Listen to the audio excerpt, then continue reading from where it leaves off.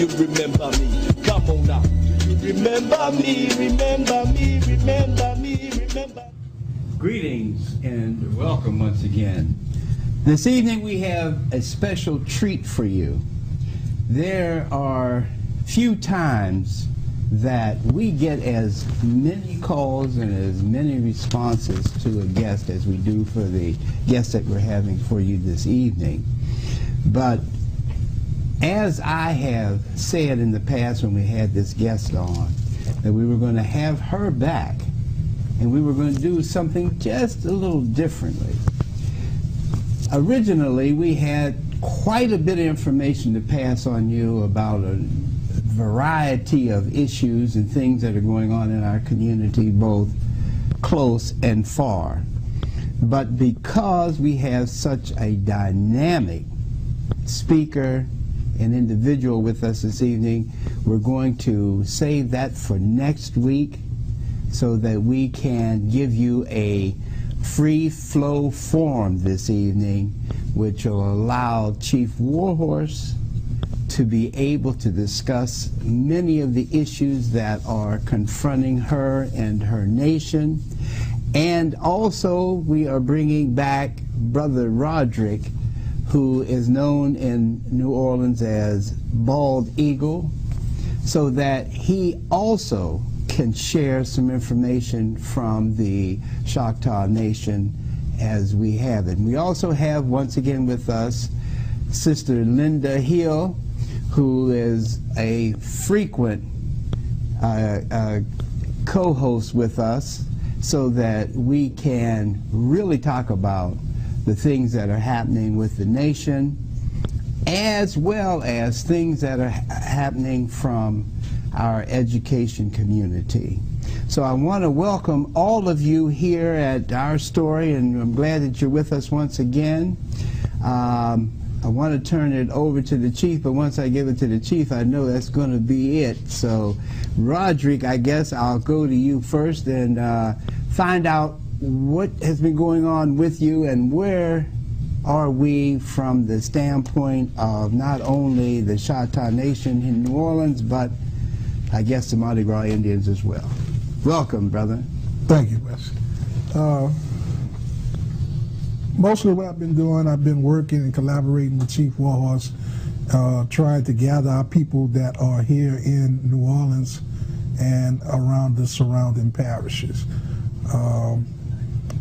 I direct most of the calls back to Chief Warhorse because a lot of the times I don't know the different family names that are involved. And I have maybe a list of about 5 names, and every time I hear those names around New Orleans, I always make it a point to go back and talk to those people and let them know about their culture and kind of direct them in the path that they need to go.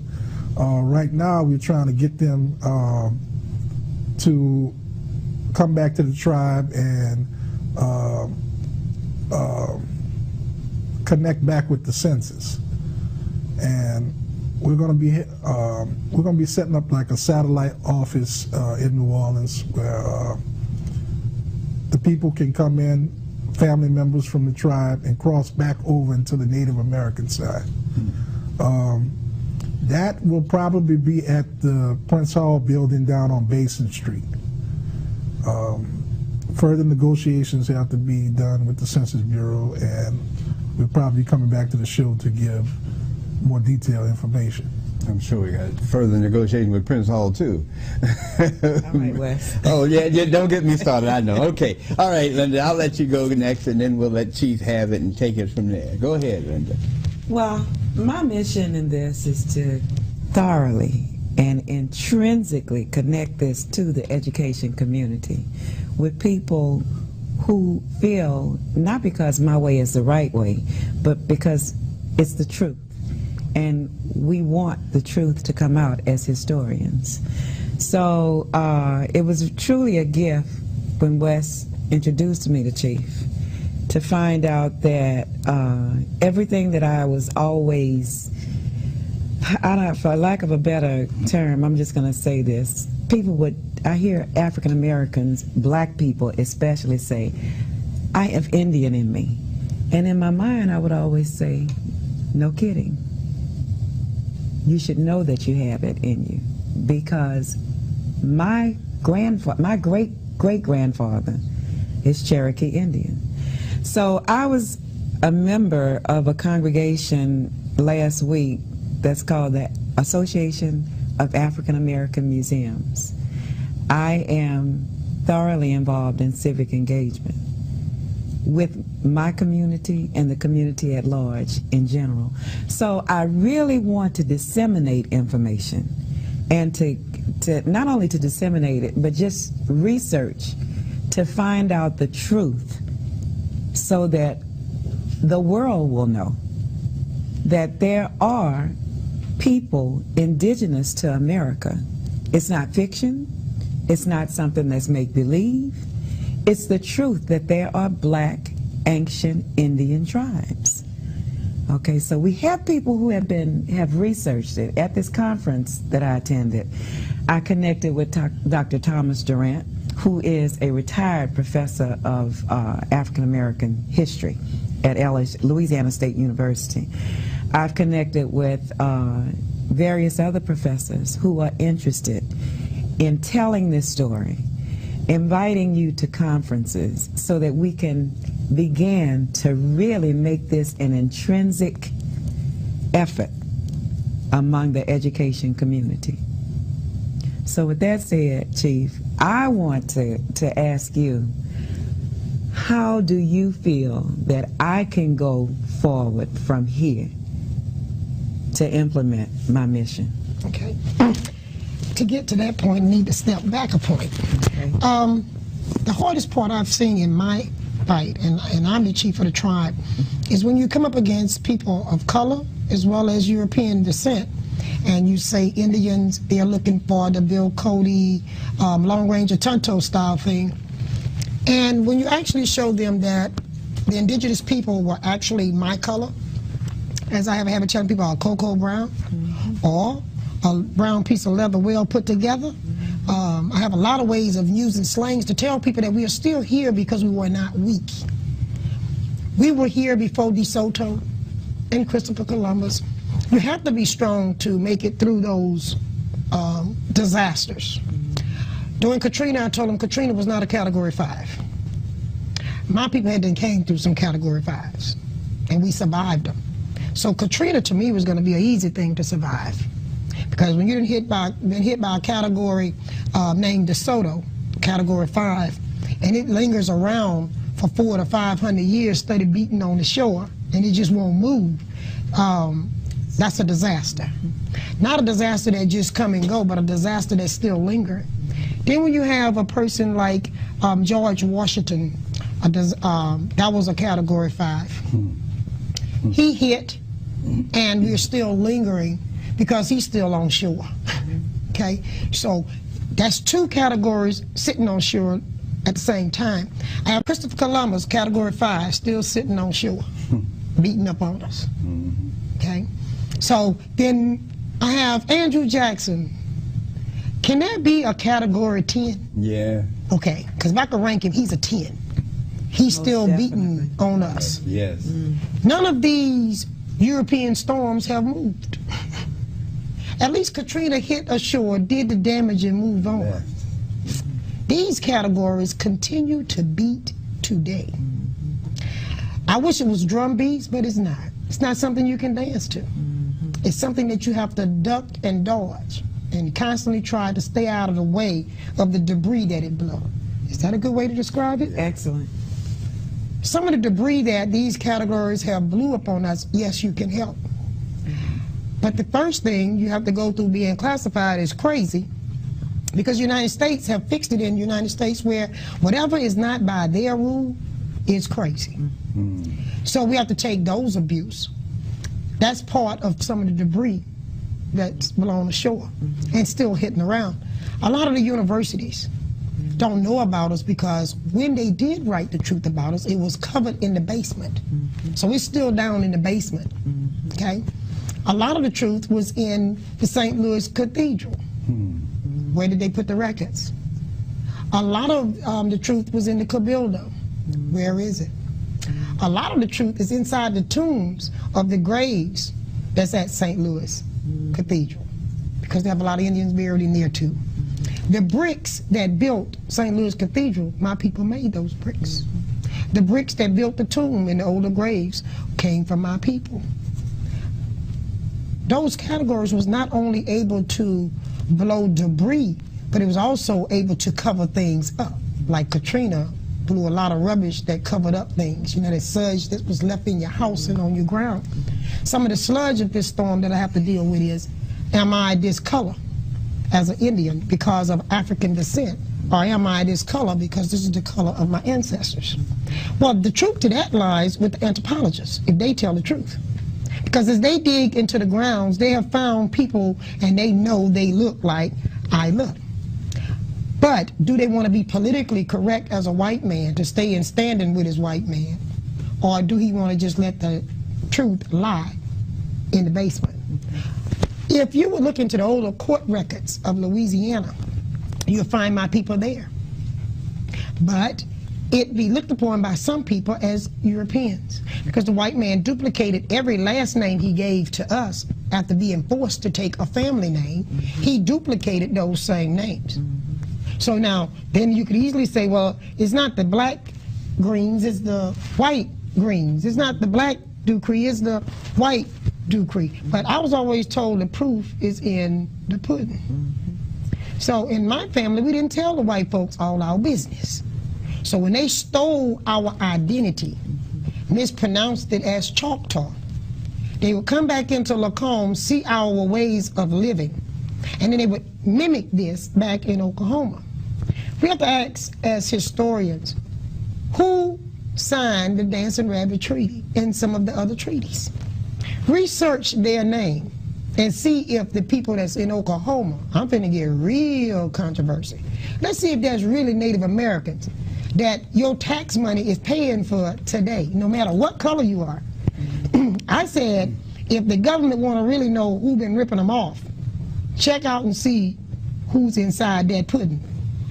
Because what's in the pudding sure ain't chocolate. It's all vanilla. Okay?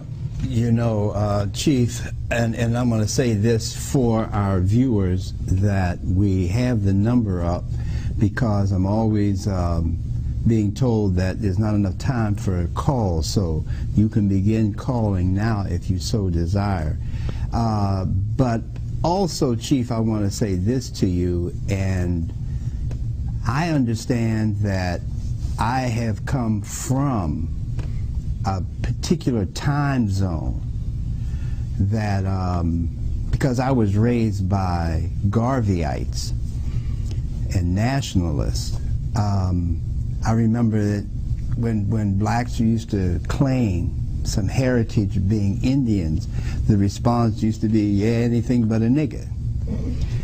But then as I grew, I learned that the Indians we were seeing on TV were not representative of the indigenous people of this country. And when we begin to look at the indigenous people of this country, they begin to look like black folk.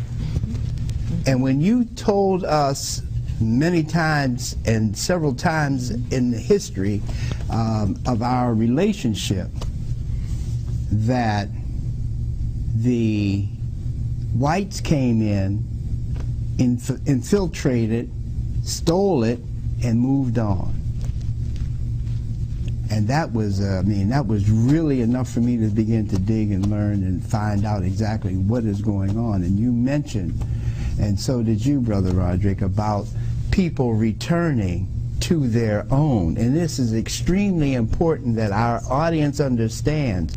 Now, you've had communications from people who have seen this show from New Orleans, from other parts of the country. And you wanted to talk a little bit about that this evening, so we'll get into that. Back to what you were saying, what you were doing, Wes, and what you were doing, Ms. Hill, is cutting into that pie or that pudding. You're showing the truth. Like you said, you was in an engagement the other day and you exposed some things that was accepted, and some may have been rejected by us, but it was the truth. and this is what you have been doing, people are looking at it now in a different way. And I'm glad you said about the time and era. The time and era.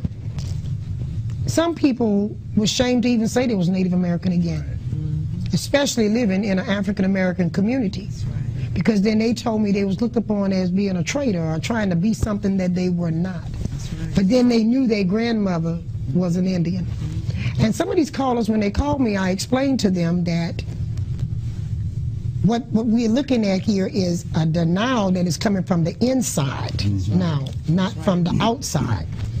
And we need to challenge United States on that. And United States need to answer us on that. How can I be one drop Indian, okay, and be 99 drops European, and I can be classified as an Indian, versus I can be 99 drop Indian, 1 drop black, now I cannot be an Indian. Are y'all with me? And this is what this blood quorum thing they have used against us. That, to me, should be illegal at this day and time in the United States. And the reason it's not illegal because it haven't been exposed enough. And a lot of people do not know through the media and universities the discrimination and racism and prejudice that Indians face today. When I say Indians, I'm not talking about Oklahoma. I'm not talking about a lot of these tribes, and I'm going to be honest with you, here in Louisiana. Those are tribes put together underneath Andrew Jackson and underneath the Indian rights law. I'm talking about indigenous Indians who picked up the name Indian as a tag by Europeans. Just like nigger. Thank you. That's right. And by giving us that tag, you stole our real identity.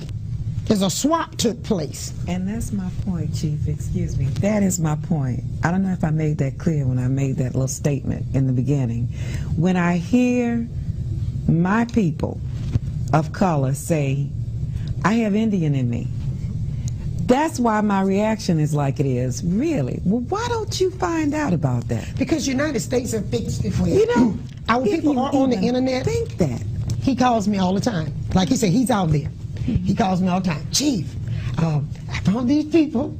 Would you talk to them? You know, I'm like, Roderick, some of them done lost their marbles. You know, and I'm just being honest, and I'm a truthful person. I said they done lost their marbles. Because what they don't understand is, United States not fixing to give us United States back. Okay? We've conquered. What I want to know is, where do we get the government-to-government relationship we was promised under these lying treaties? You understand what I'm saying? Yes. And where do we get as a nation to be able to teach our people within their own culture? Where do we get to enrich ourselves, not only financially, but spiritually and physically, without the United States hindering that? Roderick had someone to call me a couple of days ago, and he said, what are your greatest interests? I said, well, one, I would like maybe to farm the land again. I would like to drink clean, clear water again that's healthy. He said, I would like to be able to ride through my town, or my people ride through their town, and not tell me that they got to look over their shoulder because they saw a white police car. And I ain't talking about the car being white, I'm talking about the white police in it. Yeah. I said, and another thing I'm fighting for is that we as a nation have a place of governing that is represented and recognized by the United States government. They say, well, that's federal recognition. I say, no, that's not. That is a God-given right. Okay, a God-given right. Because even the people that's in churches of whatever race, they keep singing about them 12 tribes of Israel. Or they keep singing about Abraham, Isaac, and Jacob. Well, everybody didn't come from Jacob. That's right. And if they did, that means everybody ought to be black. Because Jacob was marrying within his tribe people that looked like him. He married his uncle's children. Okay? So, when we sit here, we won't even tell the truth about what Abraham, Isaac, and Jacob look like. So, then I have to go to mine, like I told this caller that come from you. How far back you think they've been stealing our color and race? Thank you. And do you think they're going to give the real people back their race? No. That's something we have to stand up. We have been allowing, like I was telling you before the show started, we have allowed people to make us accept things. When the Europeans have come here, whatever they don't like, they write a law.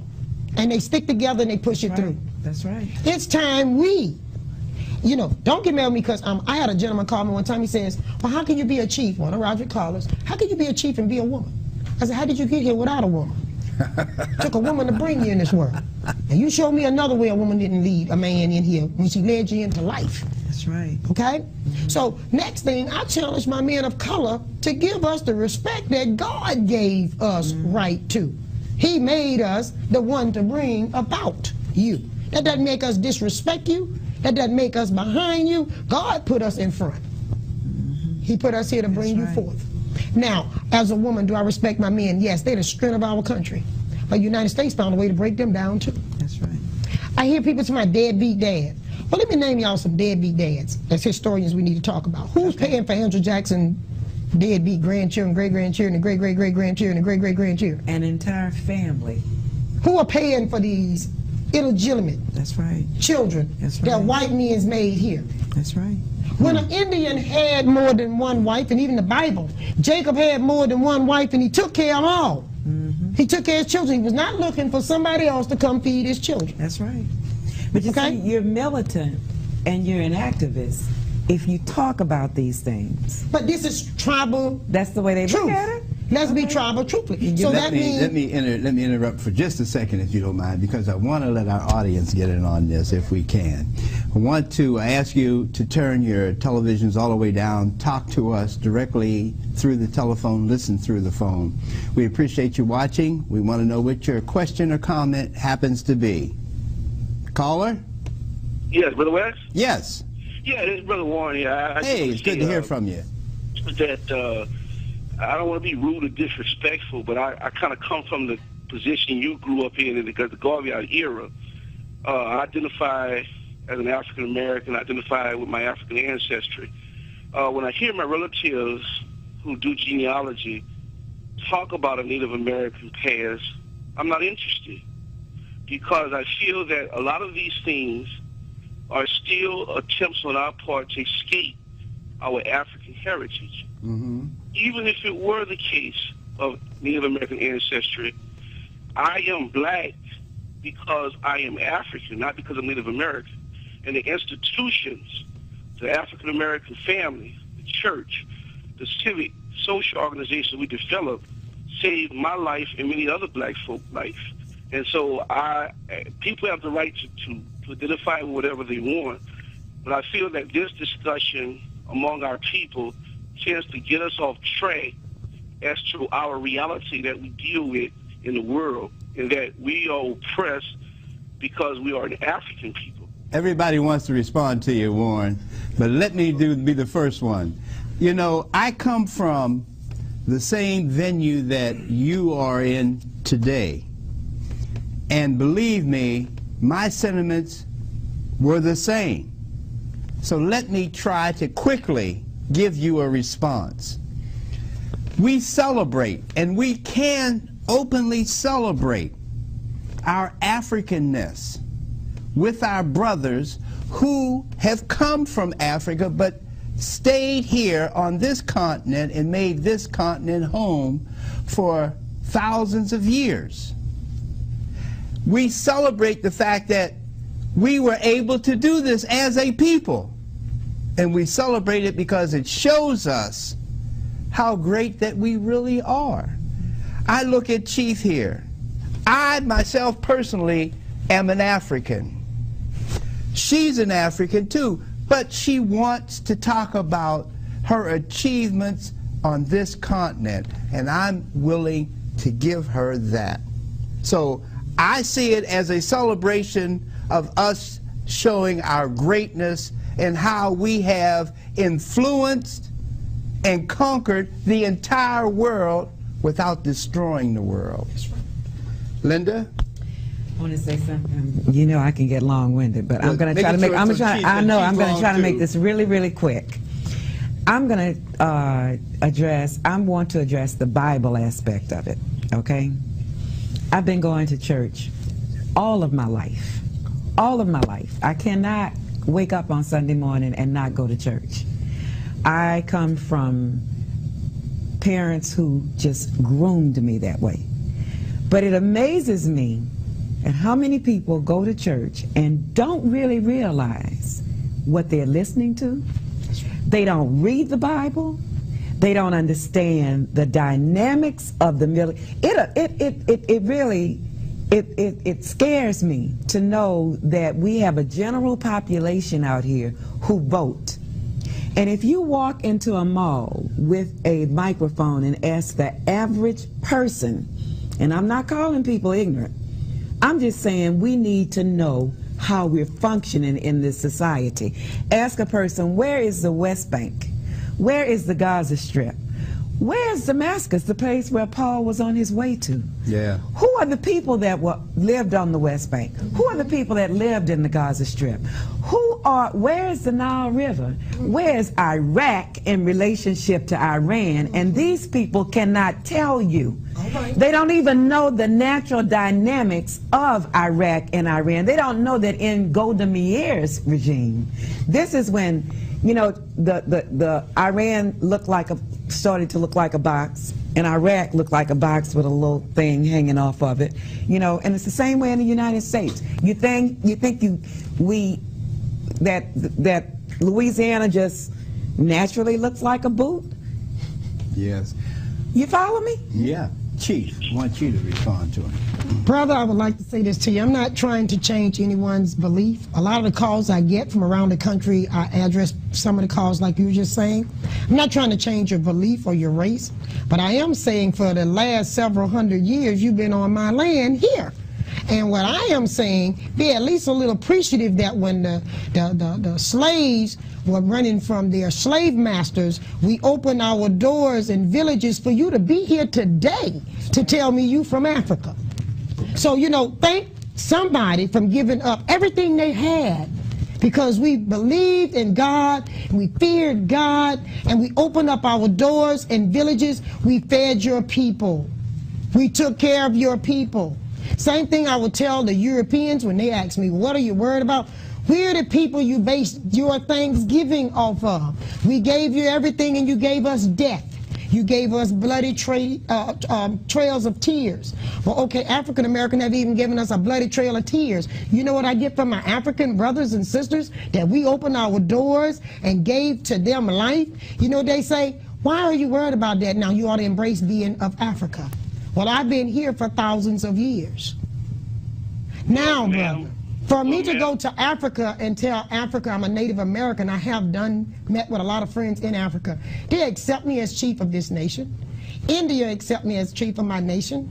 Other countries do. Why can't my brothers and sisters of Africa here be more graceful and help us the way we help you all? Warren?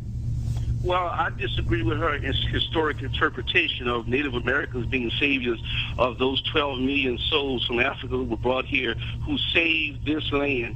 This Louisiana colony was saved by the Africans from growing rice, and the Native Americans participated with the Europeans in capturing Africa who were brought here, who saved this land. This Louisiana colony was saved by the Africans from growing rice, and the Native Americans participated with the Europeans in capturing Africans as slaves and also using them in the slave trade. And I just disagree with her historical interpretation on the record. I identify with those 12 million Africans who were brought here and had the strongest soul and refused not to die. All right, Warren. Before I'm gonna let Roger. He wants to handle up on you in a minute, but I want to invite you. We got to sit down here and just have an open debate one day. I'd like to, you know, to book that up. So you think about it. I'll call you and see if we cannot schedule that. All right, brother. I listen. Okay, Brother Roger. Well, the first thing I want to say that we all are one people. Now, we might be subdivided into different names under Australians, Libyans, Puerto Ricans, Haitians, whatever. We all still one people. That's right. If we say that we are Shatta and we are Native Americans and we've been here on this land, that's who we are. Now, I can give you a brief history on how the West Africans came over on the boat to South America and set up civilization. And it's been documented that the stone heads are still down in La Venta, down in South America. Those, they call them Olmecs. The Olmecs mixed with some of the Chinese invaders that were coming in through the Bering Strait. And we mixed together and we made what is called the so-called Native American now, which is the red man. That's right. That's going around perpetrating on our property. Now, what you had done is we gave them parts of the land to civilize. I mean, not civilized, but inhabit. Mm-hmm. And we mixed in with those people. But you had the Europeans that came in and took it away from all of us through trickery, through different laws that that we could not live up to on their monetary system, through the forms of unjust taxes. So what you're doing is you're actually giving us the history of integration, and how integration has always been detrimental to the black man, be he called indigenous to this continent or any continent. But before we go, we want to hit one thing quick before he leaves. Go ahead. Let's look at the census that's coming out. First, my people were under Indian. Then someone come along and say, well, we're going to take them, we're going to move them again. We're going to make them mulatto. So some of my people got trapped back there under Indian while some moved into the mulatto era. Then when the white man seen that that wasn't going to eliminate enough of us, then he moved us from mulatto. Then he moved us to colored. I can show you how I got where I'm at. So then my people, some of them got left into the colored zone. Then they moved my people again into Negro, black, and African American. All I'm asking, my blood kin, I'm not asking you to change who you are. I'm looking for a Pacific people that's lost here in New Orleans that have the same blood lineage that the two of us have, that got lost through the census. Like this time, last census, we were Native American. This census, we are going to be American Indian. You with what I'm saying? In each era, we lose people. Why don't you just say Indian? Why you want to be American Indian? They done changed us again. Yeah, now they have us American. You want to be indigenous, period. We've got another call. Okay. We've got another call I want to get to. I want to ask the caller to turn your TV all the way down, talk with us directly through the telephone. We appreciate you watching our story. What is your question or comment?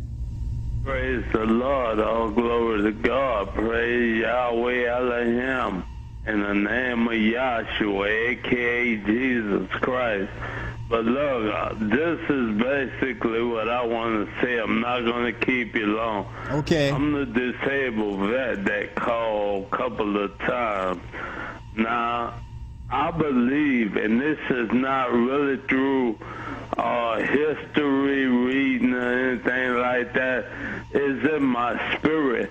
I feel that we are the original people of the universe. Yes, sir. Thank you, my brother. God used us. If you just look at our hair, you dig? I hear that, and I understand where you're coming from, and we all tend to agree with you, my brother. We are the original people, and we appreciate you watching. We want to move on. We've got another call. We want to try to get them in. Caller, talk to us directly over the phone. We appreciate you watching. What is your question or comment?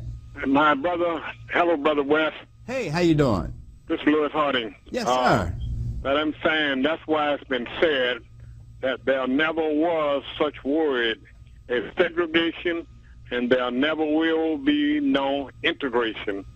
But we are headed for what is known as amalgamation, where everything goes back to its original color, its original beings.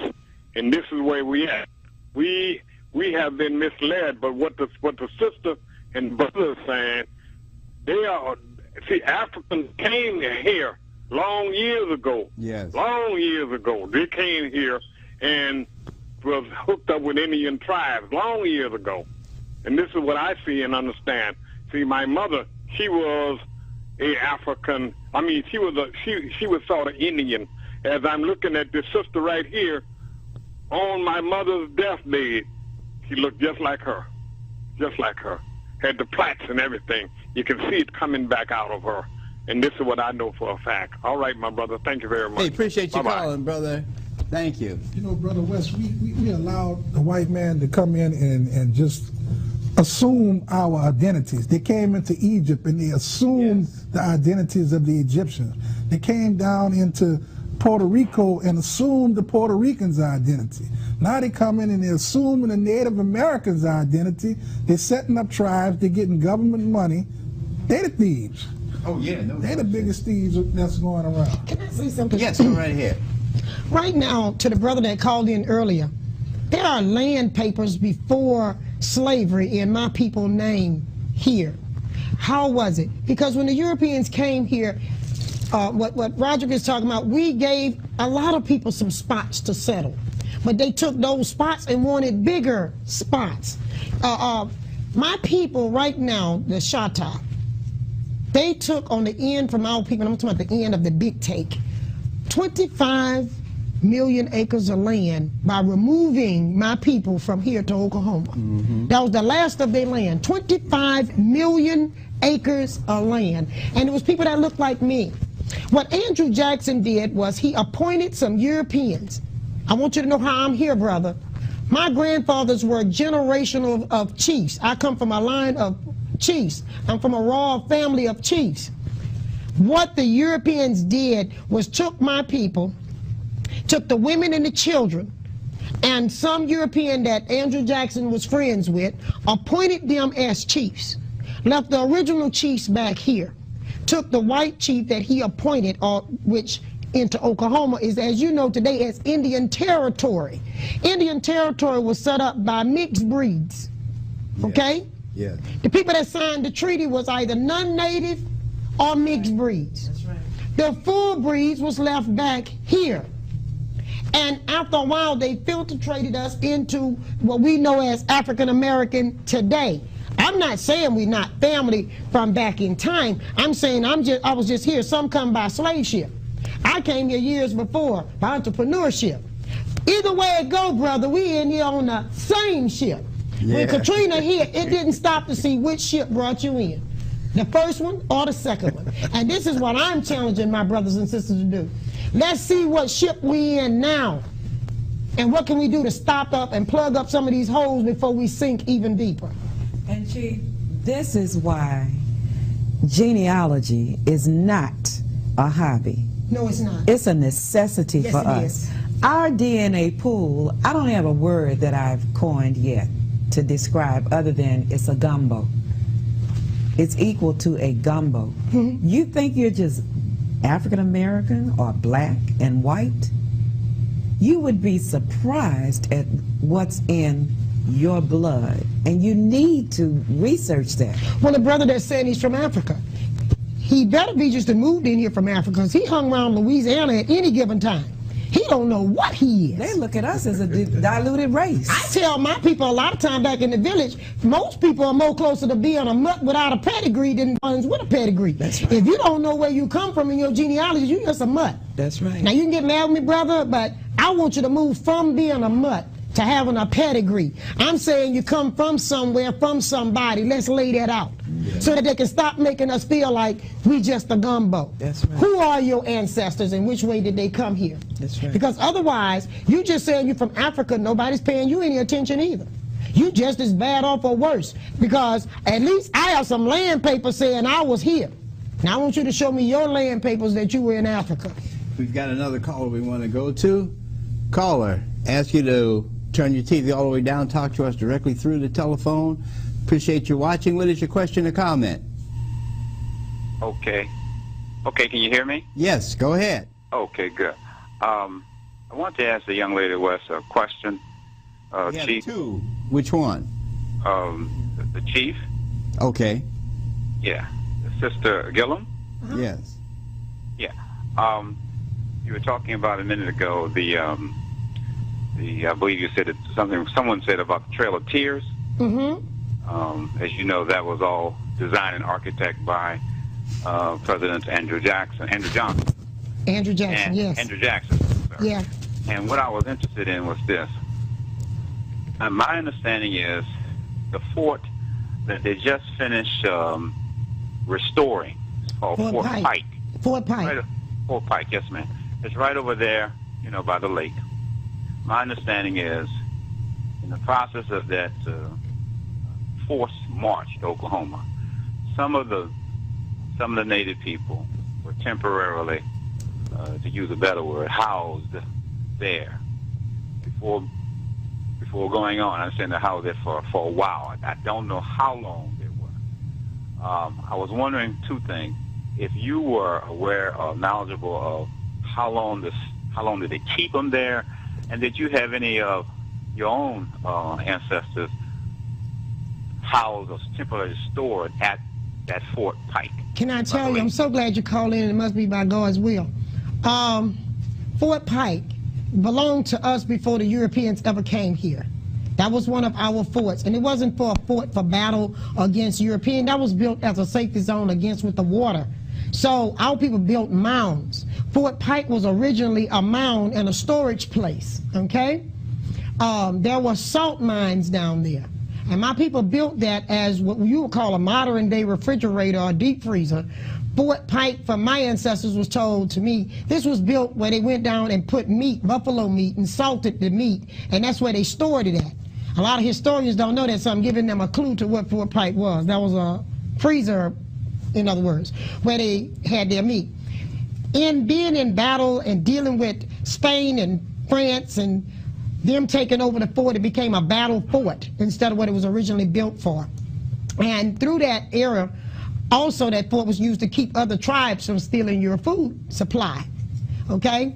So at Fort Pike, through Spain taking it, France taking it, different ones have ruled there, the fort was used against many Indians in the Florida area. You're talking about the Florida parishes, and that's what I once was, a Florida Indian, not a Louisiana Indian. Louisiana, where I live at, was not a part of the Louisiana Purchase. It was taken in 1810 by decree. Still underneath Spain, we were still under. What you're looking at Fort Pike, the Seminoles was there just, what, Roger, 2 months ago? Yeah. I met with the chief from Oklahoma of the Seminoles there. I was a guest there so that the two of us could meet, because of the plight that they suffered at Fort Pike, where thousands and thousands of their people died stacked like sardines, same as the slaves would say they came on slave ship. Well, these people were stacked like sardines in the bottom of on the basement there, and they died. Yes, I had uncles who died at the Fort Pike. They took what was ours and used it against us and destroyed us. Not only did Indians die there, also African slaves have died there. Okay, we're good. We've got some more callers. We're going to get to them. Caller, we ask you to turn your television down, talk to us directly in the telephone. What's your question or comment? Hello? Hey, how you doing, Chris? Hey, we're going well. Great. What is it? My question is,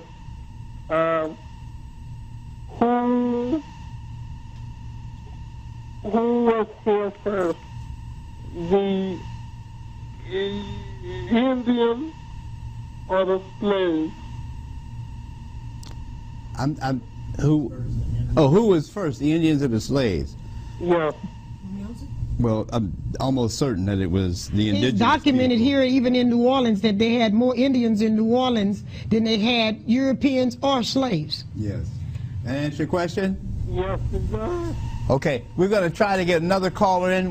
We've got the fastest hour in television, and we only have about 2 minutes. Caller, we've got about 10-15 seconds. What is your question or comment? Yes, how you doing, Brother West, Brother Freddie? Yeah, brother. Yeah, it's to Chief Warhorse.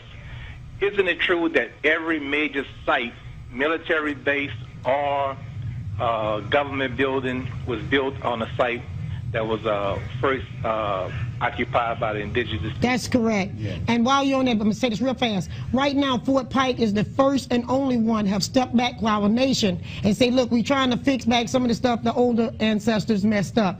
There are a lot of places, even if you go up into Fort Smith in Arkansas, that was used against us. That's another story that can get very deep. We're going to save that one, but I'm glad you're touching on the military part in it.